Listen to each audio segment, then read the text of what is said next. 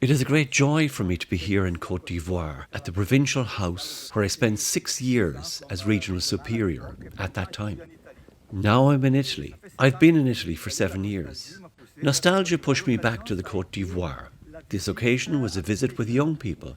I am in Italy, in Padua. I work with the Diocesan Mission Centre and we organise trips every year to several countries in America, Asia and Africa. I suggested Côte d'Ivoire because my goal was to return to my place and at the same time to do a missionary animation because it is important to show young people in Italy what Africa is. There are many Africans who arrive, as we know, on the boats. These migrations present a lot of difficulty. People don't understand. So showing young people what Africa is, the positivity there is, the joy there is in the church, everything that is good, everything that is rich. It is very important to understand who these people are who are arriving at the shores, so we can welcome them. The young people were amazed. They were welcomed in an extraordinary way. They didn't expect it. Everywhere we went, Bonduku, Abidjan, in all the missions, even also with the imam, with my fetish friends near the city of Tabagny, the traditional chiefs, the king of all the Abron. They were all amazed with the welcomes. The tradition of welcoming is something wonderful that enhances them. I'm very happy for what they experienced and for what they can do afterwards for our brothers and sisters who are arriving and who must be welcomed at least as they welcomed us. Here I was able to encounter a different culture, made up of values and tradition. Above all, a very important value here is hospitality. And we really experienced this value firsthand. We had lunches in the various villages. We were hosted by different families.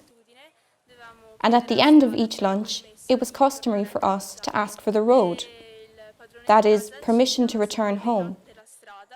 And the owner of the house always gave us half the road because the other half was to come back. I wish and I hope I will return to this country again.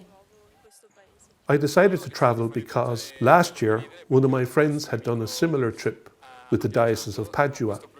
He was very happy with his experience and he gave me a lot of advice. So I decided to come on this trip and come to Côte d'Ivoire with Father Dario of the SMA. During the 2 weeks here, there were many things that struck me. The importance of tradition and the culture. But above all, what struck me most was the joy of the people and the wonderful welcome that they gave us.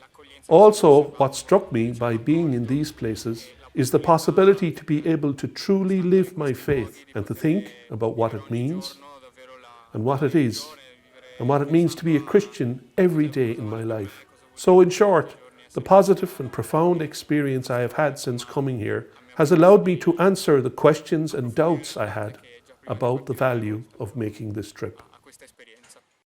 Hello, my name is Benedetta, and I had this opportunity to come to Côte d'Ivoire.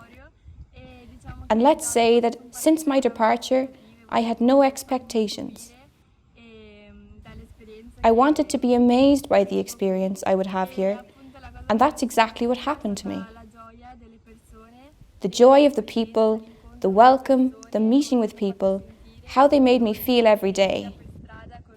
Whether in the street with a simple smile, a simple greeting, or for example, during dinners and lunches. And when they met you, they would tell you their story as if they had known you their whole life. They made you feel important and treated you like family. And that's the thing that struck me the most, because I didn't often find that kind of welcome. I was struck by the various encounters we had with people along the way. In particular, the meeting with a former fetish or juju priest who converted to Catholicism.